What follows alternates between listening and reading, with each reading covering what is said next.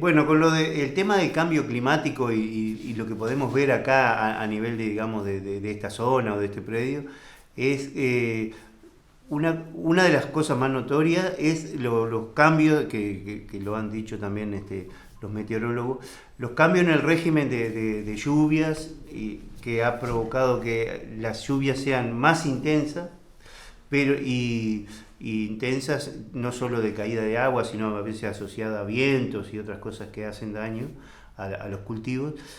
Y a su vez hay una distribución un poco más despareja y se provocan sequías importantes como la que sufrimos este año y que vinimos sufriendo en realidad. Duró prácticamente todo un año de déficit hídrico y en el verano fue realmente importante el efecto de la sequía. Otra cosa que se ve también es, y que también tuvo impacto a nivel de los productores frutícolas, es que hay inviernos que no hace las suficientes horas de frío que necesitan los árboles frutales para cuajar bien y dar fruta. De hecho, hubo algún año que hasta algunos durazneros se murieron directamente por ese problema de las horas de frío. Y el otro efecto, que también es notorio y que se ve cada vez más es el efecto que tiene el sol en el verano sobre los animales. O sea, los animales buscan la sombra prácticamente a cualquier hora del día que haya sol. Ahí no tal vez se suman dos efectos, uno de la alta temperatura, pero también yo creo lo de las radiaciones que han ido variando. Y si bien no sé si está directamente asociado al cambio climático, pero evidentemente ese es un factor que se ha visto mucho digamos acá en esta zona. O sea, excesos de agua que afectan el suelo y afectan los cultivos, sequías más prolongadas, el impacto del sol serían como las tres cosas que más se han visto. La agroecología, o sea, el manejo agroecológico de los sistemas pretende mitigar un poco esos cambios climáticos que no podemos controlar en dos sentidos. Por un lado, por ejemplo, aumentando la resiliencia del sistema, y el principal factor que aumenta la resiliencia del sistema es el suelo. Un suelo vivo con bastante materia orgánica le otorga al propio sistema una estabilidad y una defensa ante esos casos extremos, por ejemplo, de sequía, que es notorio. Y acá podemos ver en este maíz que está una calle por medio de este otro tajamar que por primera vez en la historia que por lo menos que nosotros conocemos se secó completamente. Ahora tiene un poco de agua, pero empezó a llover ahora digamos en el otoño, pero en verano estuvo seco, que se murieron los pocos pescados, se enterraron en el barrio y se terminaron muriendo. Y al lado, este maíz que se plantó en diciembre, o sea, pasó todo el periodo seco, está produciendo, estimamos que probablemente 6.000 kilos de maíz, o sea, un muy buen rendimiento, obviamente sin ningún fertilizante químico, pero también ni herbicida para controlar la competencia de los yuyos. Sin embargo, él se defendió muy bien y produjo.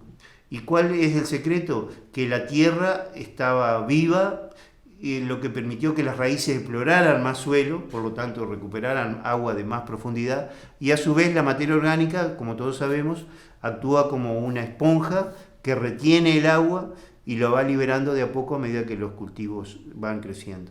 Y el maíz en particular crece hacia arriba, mantiene un ambiente un poco más húmedo y más protegido el suelo, digamos, del sol directo.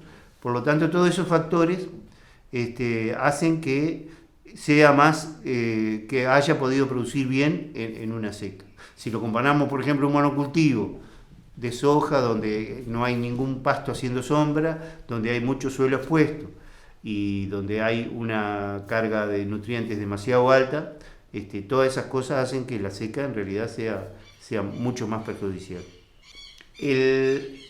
La forma de mantener ese suelo vivo es reciclar todos los nutrientes y la materia orgánica y el carbono, digamos. Eso se hace básicamente a través del crecimiento de los pastos. Los pastos son consumidos por las vacas bostea y de esa forma se incorporan los nutrientes y los microorganismos que son fundamentales para mantener esa vida en el suelo y de esa forma va aumentando la materia orgánica. Entonces ahí aparece el segundo factor de mitigación que tiene la agroecología, que es retener anhídrido carbónico, que es un gas de efecto invernadero, como todos sabemos, el principal. Si bien las vacas producen metano, que también está muy discutido eso, el balance global, si nosotros manejamos las vacas en base a pasturas y la fijación del nitrógeno es biológica a través de las raíces de las leguminosas o de otros microorganismos que están en el suelo,